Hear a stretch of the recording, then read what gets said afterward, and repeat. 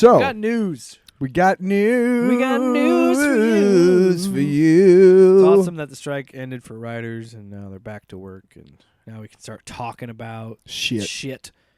Finally. We got news, and we got like a bunch of shows. A lot to talk about. I can't wait to talk about Ahsoka. I can't wait to talk about all of them. No, you can't. But let's do just that. Let's wait. So there's a big Vanity Fair article that just came out. We're recording this on Tuesday, October 10th. When this came out about, problem is I added this topic last minute, and I don't have, I think next week. Is that why it sucks? Wow. But I think next week we should dedicate more time to this Vanity Fair. No, is it Variety or Vanity Fair? Vanity Fair. Variety. Oh, wow. This Variety article, because it's mostly focused on Amber Heard and turmoil about her fighting with Jason Momoa, feeling like he was trying to get her fired. There was people accusing Momoa of being drunk on the set. Like, there's a bunch of controversy, and I want to cover that, and I want to give it the time it deserves. But there's another thing that came out of that article. This is directly from the Variety article, and it also has an impact on the DCEU and James Gunn's DCEU. Yes. So none of the stars, this is directly verbatim, none of the stars cast by Zack Snyder for the 2016 Batman v Superman and 2017's Justice League, including Ben Affleck, Henry Cavill, Gal Gadot, Ezra Miller, and Jason Momoa, none of them will be returning. They're done playing those characters. Okay. Excuse me, that Reese's is messing with my tummy. My Reese's.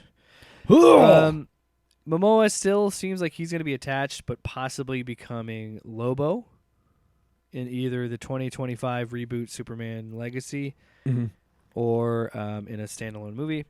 It's also confusing because we also have confirmation that 3 characters will be returning to the DCU, that is Viola Davis as Amanda Waller, John Cena as Peacemaker, and Blue Beetle. I can't think of I don't have the actor's name in front of me, but it's Xochitl something. His name starts with an X. He'll be returning too. Yeah. So he was in Cobra Kai.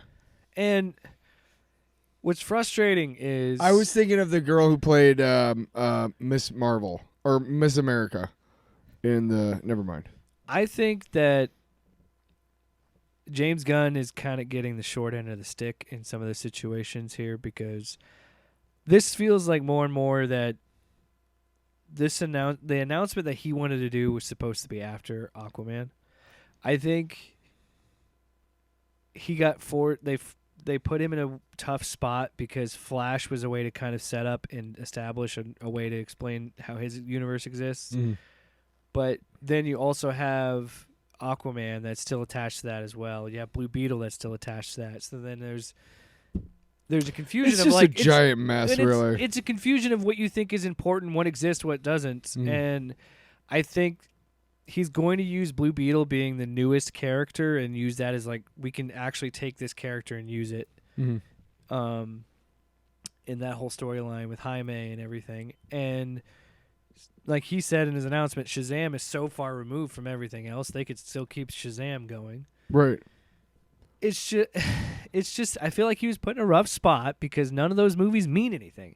And I was like, there were some people that were like complaining about it when Shazam 2 was coming out, when after all that stuff with Black Adam and then Shazam 2, people were like, this movie's meaningless and this movie doesn't matter. And I wanted to agree with them, but it's kind of true.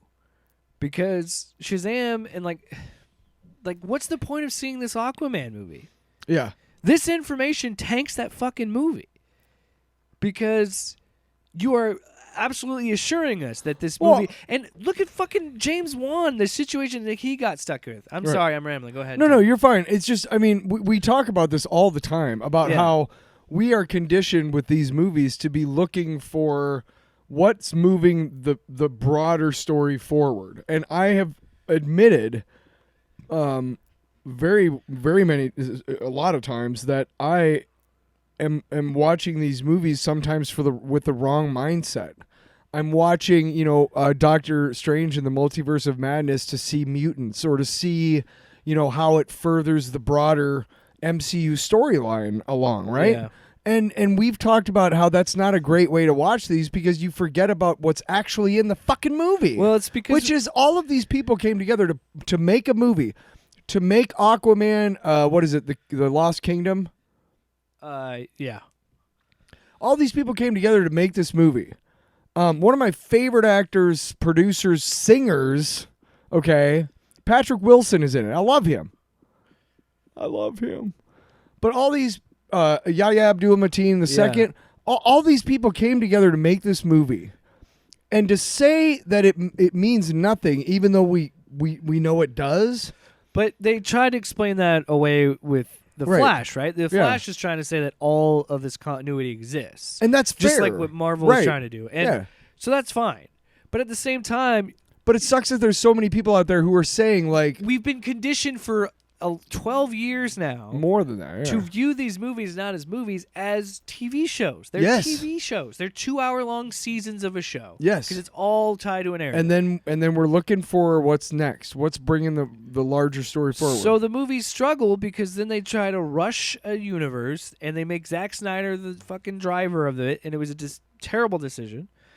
well, no, because when he at you know the what? time That's not fair. He was doing his version, and it didn't work. Like at the time, Christopher Nolan was highly was attached in a very high position with the DCEU they as well. wanted him to do Superman, They wanted him to be the Feige of the universe. but he ended up producing. and then Man of that's Steel. when Jeff Johns came on and then fucked that whole thing up. Jesus. But it's just After Schneider left. I Snyder. think, but I also want to say there's positive to this because I think James Gunn deserves a chance to start fresh. And you could say it's not 100% fresh. That's fine. He's taking his toys and putting it in his new toy box. And if you're mad about that, fuck off. It's not his fault. He made the most interesting and fun and best parts of that universe. And it's not his fault that Warner Brothers doesn't know how to fucking protect their goddamn IP. And here's the thing.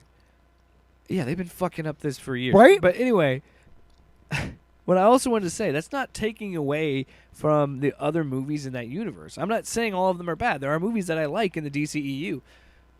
But I think it's better off to accept the fact that like what he was able to do with just Peacemaker, a nothing character, how he was make that character to tie into the DC universe and make it make sense was enough to make me go, yeah, I fucking trust this guy. He understands DC. Yeah. I mean, yes, he's going to make changes that are different. You could argue there are some drastic changes with the Guardians of the Galaxy. and you could But argue in the comic book, you know what? It's not my fault. I enjoy it more. You It's could not argue- my fault. Everybody likes it. well, you could also argue that with the cameos in the last episode of Peacemaker, that kind of fucks his whole thing. But what has he been saying? And again, this is why I think they forced his hand early in fucking. I'm still here for it.